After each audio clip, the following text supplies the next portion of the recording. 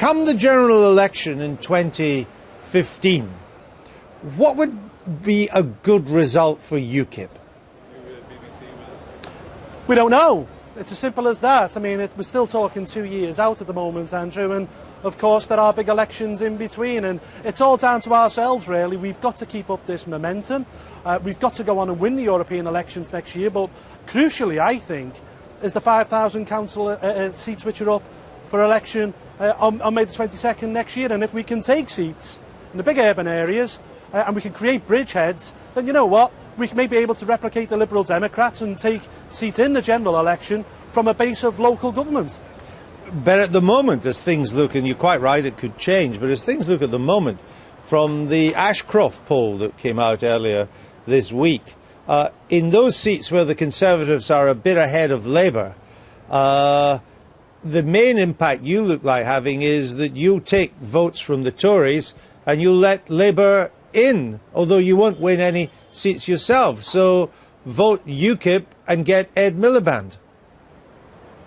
Andrew, please don't fall into this Westminster bubble media trap here. Well, we're both in Westminster at the moment. Conservatives, but it doesn't. Of course, but it is a bubble. I mean, please, honest. I mean, just look at the by-election results that we've had over the past 2 years in the north of England, where we finished consistently second to Labour, polling as much as 26% of the vote. We're taking votes not just from the Conservatives, we're taking a proportion from Labour, some from the Liberal Democrats, but hey, it's good for politics because we're taking votes from people who haven't voted for the past 20 years as well.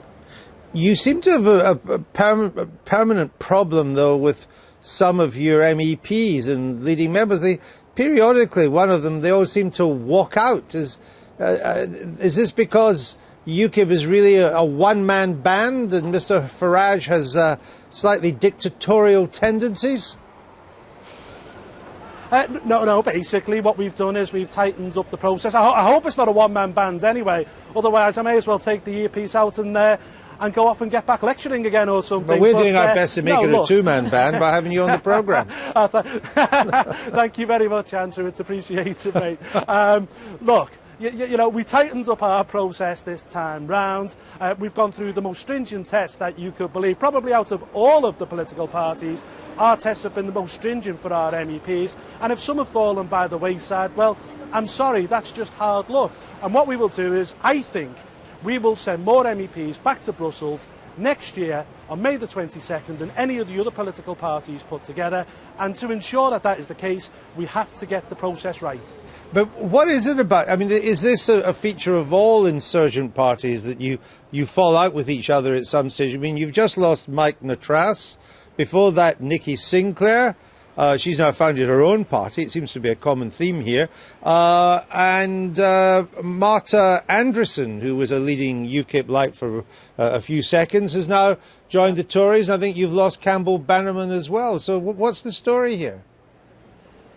Well, hang on. I mean, the Conservatives lost one to the Liberal Democrats. We gained one from the Conservatives. You know, people lose politicians. That happens. We're a young party, Andrew. We're only 20 years old this week. And young parties go through growing pains. I can assure you now that next time it will be different, and the people that we get in the European Parliament next time round will be solid, good people who will take the cause of British withdrawal forward, and they won't be leaving UKIP for anybody else. Is it still the case that getting out of the European Union is your raison d'etre? That you've got other policies now, I understand that, but that's your core mission. You wouldn't exist if it wasn't for that policy, correct? Correct. We wouldn't exist because the party would never have been formed in the first place, would it? I mean, UKIP was born to get us out of the European Union. We've been very successful in driving public opinion. Listen to what Nigel said earlier. When the party was formed, only 16% of people believed that Britain would be better off outside the EU. It's now in the late 60s. We've driven public opinion and we've been very successful. But look, we have to broaden our agenda. It's very important. And if you're talking earlier about an Ashcroft poll, there was a poll the other month by the same noble lord which said that people are flocking to UKIP, not just on the issue of the European Union, but on immigration and crime as well. Now, you talked about how you're giving great scrutiny to who's going to be standing for you, but are you sure about that? I mean, if you were to scrutinise Nigel Farage now, you might not let him stand given what seemed to be his hard right attitudes when he was at Dulwich Public School. Andrew, come on, mate, this is a non-story. I mean, we're talking about what went on in his school days here. If you listen to the headmaster and the deputy headmaster of that school, they're saying something completely different than one far left teacher, it looks like, who's got an axe to grind against Nigel. It's not really a story, and if this is the best that the media outlets can do, then, you know, it's pretty sorry state. So you can assure us today that you have purged your ranks of the hard right, racist, illiberal tendency, correct? Well, look, Andrew, when I became the chairman in 2008, we had a problem within the party. The party had been infiltrated by the far right, and we dealt with that issue before the 2009 European elections. And since then, we've had a blanket ban on anybody who's ever been a member of a far-right organisation joining UKIP. We're the only political party in this country that has that ban at the moment. And look, you know, the Labour Party has elected councillors who've crossed the floor from the BNP. We don't hear people talking about them in this breath, do we?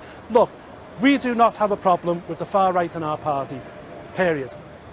But you are overwhelmingly white and strongly male. I mean, you're almost as white and male as the Lib Dems. Well, look, I agree with you. I genuinely believe that UKIP needs to change the perception. I agree that we are too white. I also think we're too middle class, and I also think we're too male. And that's why I hope the list next time round for the European elections includes a more eclectic bunch of people, because actually, if UKIP wants to progress and move forward, we have to be representative of society as a whole. All right. Final question, Paul Nuttall. It isn't really a matter of tactics. You've said to me before, and you've said again, that you're going to win the European elections next year, that you'll come first, you'll get the most vote, and because it's a PR kind of system, you'll therefore have the most MEPs. Are you sure are you sure you're right to set the bar that high? Because it can only disappoint, can it not? Well, not. Why not? I mean, it will become a self-fulfilling prophecy. We believe that the majority of British people at the moment agree with UKIP's policy, and if Cameron doesn't bring forward a referendum, and if the other parties don't offer a referendum, we will make next year, the 2014 European elections, a referendum that you never had. And that's why I believe, genuinely, we have a great opportunity of winning.